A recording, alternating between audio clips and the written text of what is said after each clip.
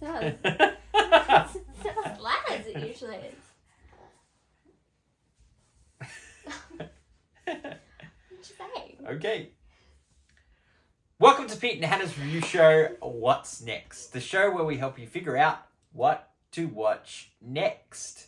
I'm here with my great co-host, Hannah. Hello. Hannah always brings the heat. I love that. On today's show, we are going to review Guardians of the Galaxy Volume 3. And we're also going to look at the Disney Plus streaming vehicle, Pan and Wendy. But before that, let's talk about our championship belt holder for movie of 2023. Hannah, what is it? It is John Wick, Chapter 4. True or false? What? True or false? Yeah. Did we see John Wick Chapter 4 last night at the movies? That may have happened. Is that more than 7 times view? No, yeah, that would be an 8. Mine is 10, and it is still the championship belt holder. Yeah.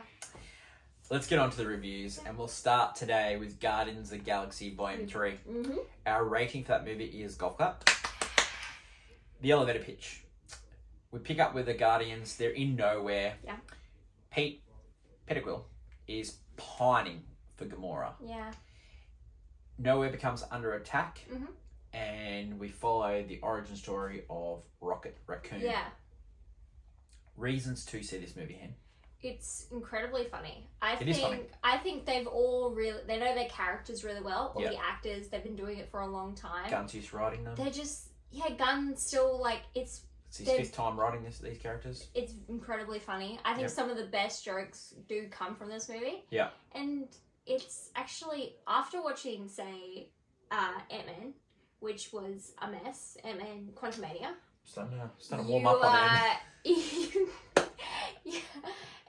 This movie feels so much put together compared to the last couple phase 4 films. Third movies are hard, and as we've seen in Ant-Man and Quantumania, it's hard. And I think reasons not to see, it is a darker version of a trilogy. Yeah. It's definitely not for kids, but I really did enjoy it. Like, third movies, I would think this one's more of an Ocean's 13, Dark Knight Rises type of vibe. third. Yeah, and everything's coming on top of everyone. Tying everything up, but a little bit darker. It's not as fun and fresh as the first two. But, it's not like a Thor Ragnarok or...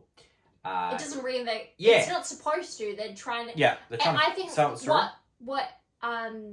what was not so great was the fact we knew it was going to be the last one. We knew their contracts were coming up and everything, so it was like, oh, so what's gonna happen? And so it's definitely Star Wars meets Ocean's 13 because you're doing a little bit of a heist and solving stuff, and then you've got the elements. I think there was also a lot of story. Just like Dark Knight. Yeah, right? There's a lot going on, and so you kind of have to just go on board. But usual cast, we've got Chris Pratt, Zoe Saldana, Dave Batistua, Bradley Cooper. Yeah. Bradley Cooper's voice, amazingness as Rocket Raccoon. Yeah. Creative team, James Gunn, and we said he's written the 3 Guardians of the Galaxy movies. He's also written the Christmas special, which is required viewing before this one if you haven't seen it.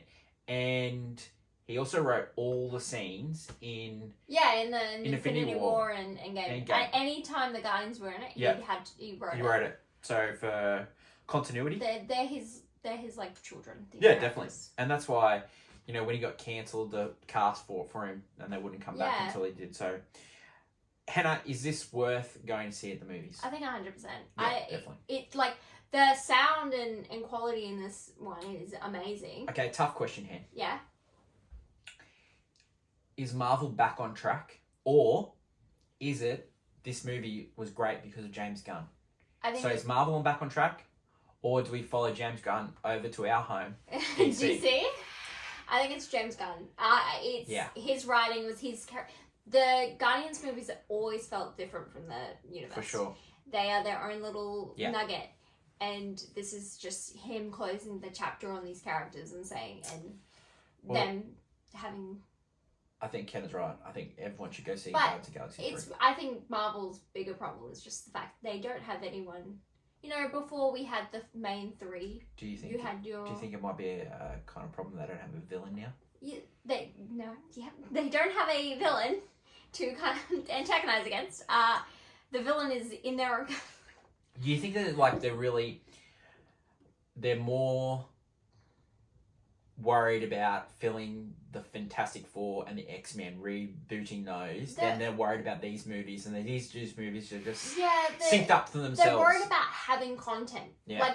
Like it feels like we need to be fed the content always, but we don't. There was gaps between all the previous films. I'll be honest, I really hope the rumours of people that he's talking to about Fantastic Four, I hope they're not true. Yeah, I know. There's some. The best time that Marvel have got right with these actors is actors that were known but not unknown, but kind of hidden gems. Hidden gems like Chris Pratt. He was the fat guy from Parks and Rec. Yeah. Robert Downey Jr. was more known for his mugshots than he was for his movies. Yeah, and then he came. No, I am a Robert Downey Jr. guy, whereas our sister likes to call him Robert De Niro. I am a Robert Downey Jr. guy. Yeah. I like Chaplin, one of my favourite movies ever. But he was in a lot of trouble. Yeah. And then he became Iron Man. So like, yeah, I just think Marvel. They're getting ahead of themselves. Yeah, let's just concentrate movie at a time. Yeah. Yeah. Go back to the old formula. Next movie we're going to review is the streaming Disney Plus Peter Pan and Wendy. Okay. Our review for this movie is I Fell Asleep, which is our lowest rating you can give. I actually fell asleep. 1 star. Sorry. The elevator pitch. It picks up where Peter Pan goes and gets Wendy and the boys. Yeah. And takes them back to Neverland. It's a book. It's a remake of the cartoon. It's like the book and the original. Except there is some twists in this. They do twist it up a bit. We won't go into that with no spoilers here. Yeah, no spoilers. Look, reasons to, it's really hard. I would probably say Tinkerbell. Tink's cute. Yep, love Tink. Played by Yara Shahidi. She was great. Yeah. She was really good. I was like, oh. Yeah. Wendy was, okay. Fine. Yep. I think it could be. Played by Eva Anderson. I don't think the acting was the problem. I think I think there was one actor that was a problem.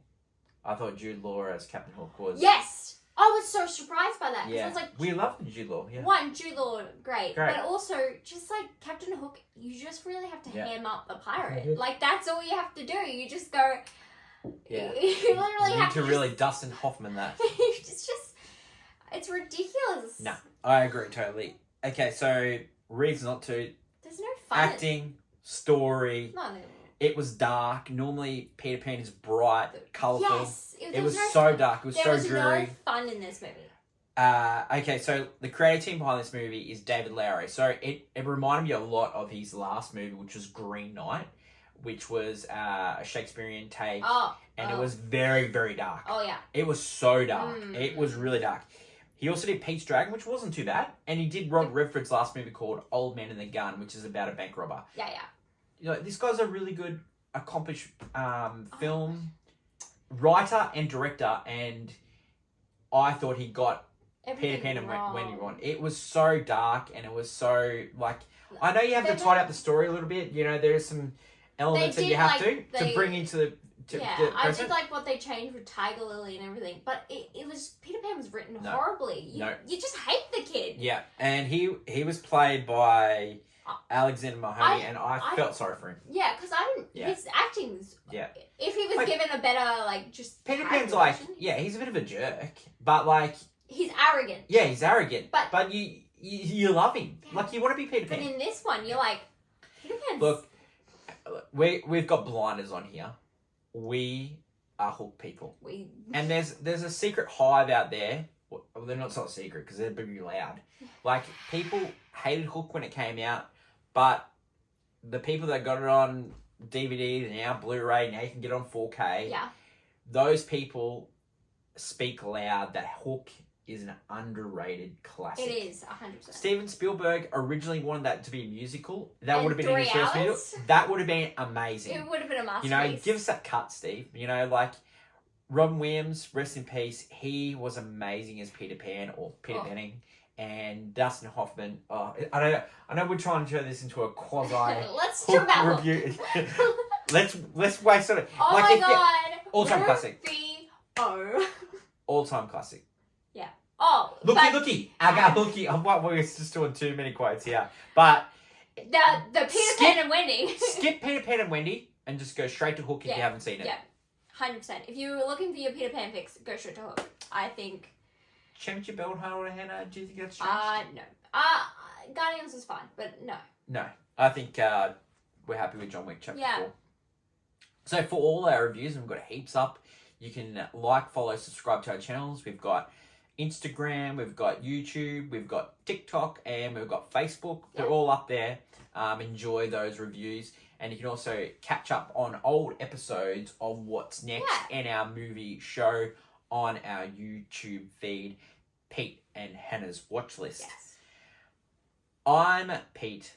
That's Hannah. Hey. Until later in the week when we catch up for movie news, it's bye for now.